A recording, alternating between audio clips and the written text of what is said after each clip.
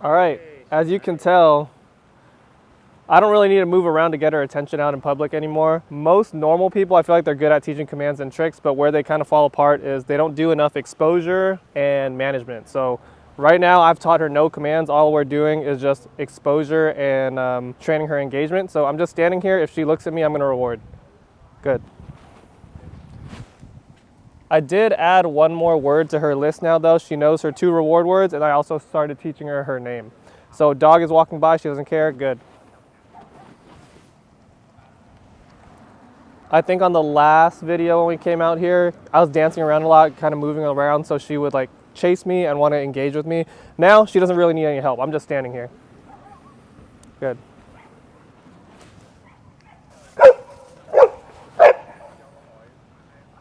Good. Good. So she hasn't seen this before, but she's been outside, she's heard barking, so this is kind of like a mini test. And there's just good exposure, good. So anytime she looks at me, instead of focusing on that, I'm gonna reward.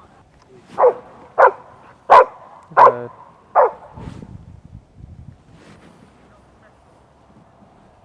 Break. Good.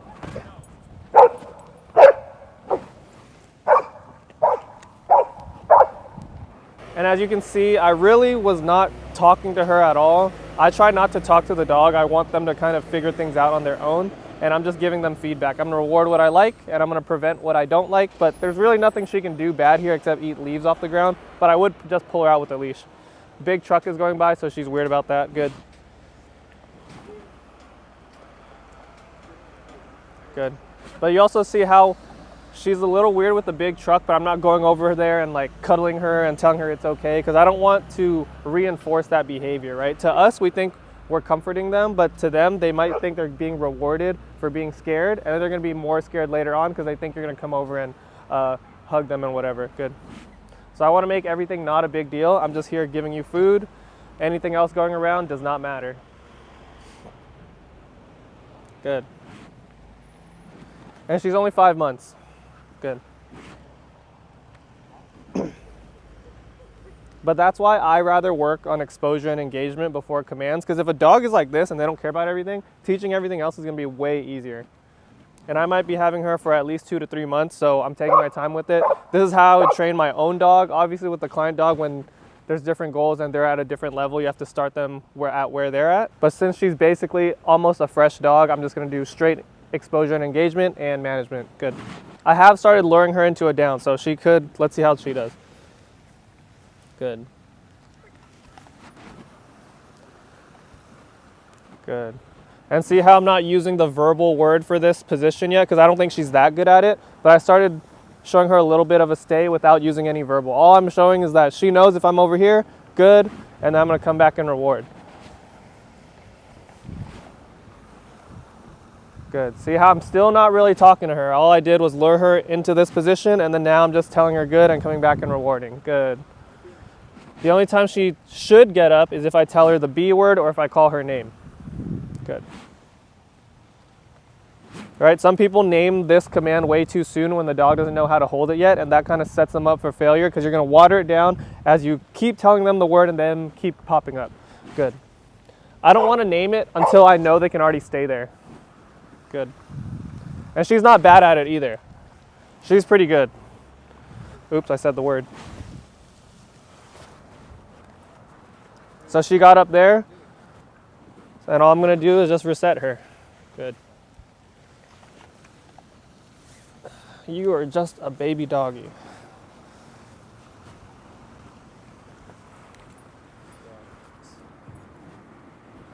See, if your dog is popping up, you definitely should not name your whatever position you're doing.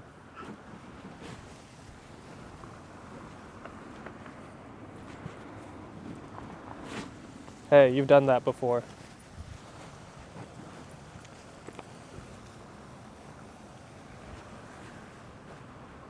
So even though she's seen me circle her and she normally holds it, since she's popping up right now, I'm not gonna keep doing it and keep making her mess up. I'm just gonna make it a little easier, so I'm just gonna step away. Good.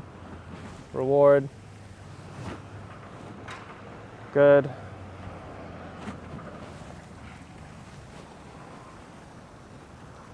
Good.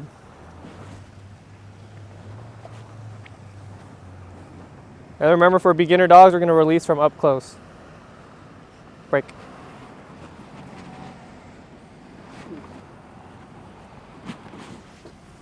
Good.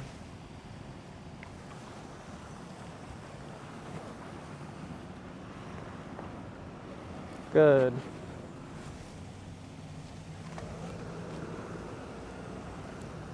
Good.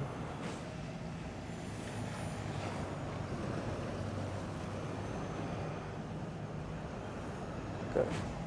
Yeah, so I don't like overusing words, and I try to minimize how much you water down a word.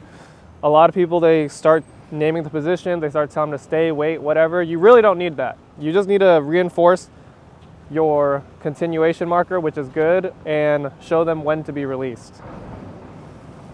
Good.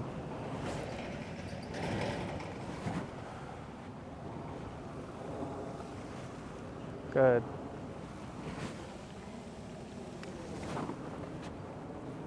Good. Good.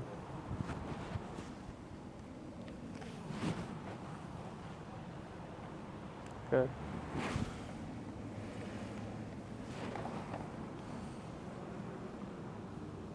Emmy.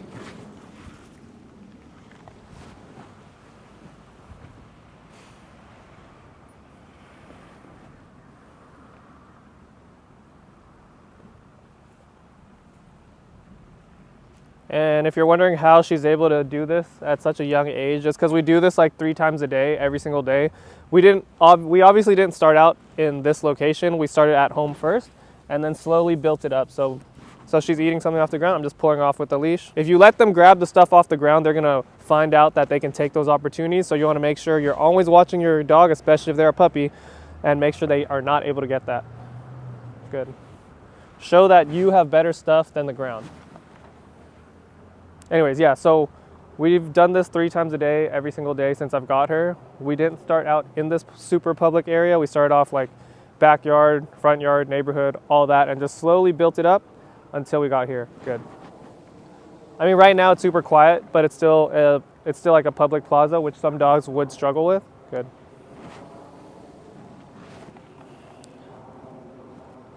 Good.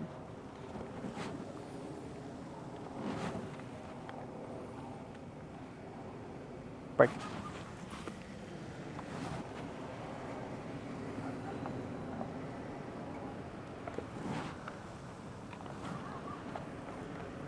Good.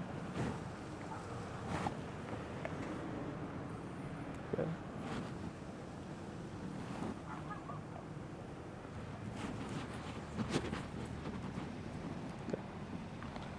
Break. So I'm shaping a little bit of her healing. I've done some touchpad stuff with her. I didn't record any videos of that yet, but I will.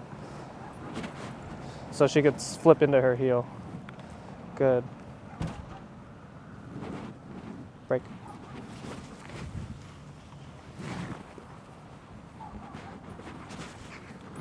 Good. Break.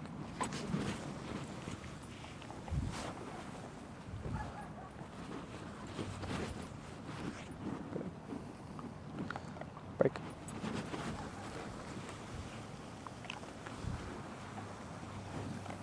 Good.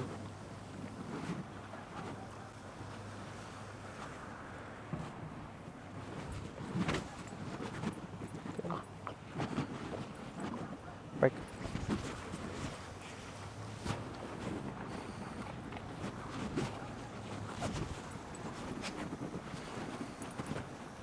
You cooker.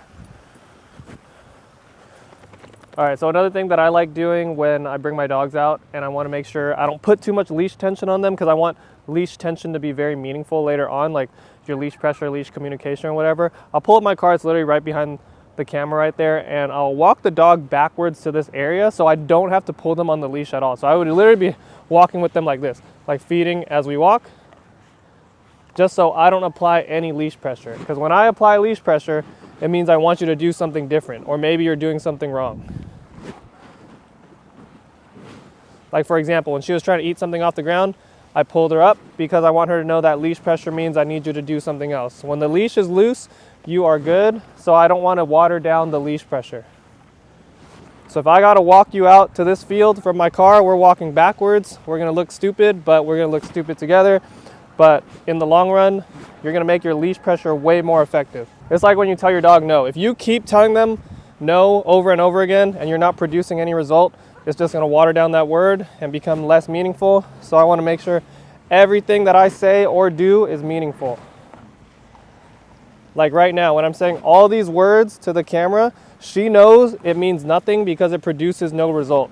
But when I tell her her reward words or her name, she knows that those mean something to her. Good.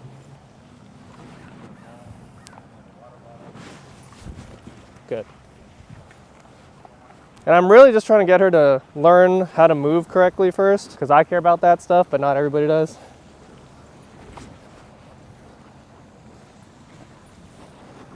Good. Break. Oh, she did it before I even did the hand motion. She kind of gets it. Yeah, honestly, if it was up to me, I'll just work 3 weeks on engagement with the dog. So I guess this is kind of lucky. She's like my little project dog because she was given away. So I have no timeline for her. And working 3 weeks on engagement, love it, because I can build up the dog really well and how I like it.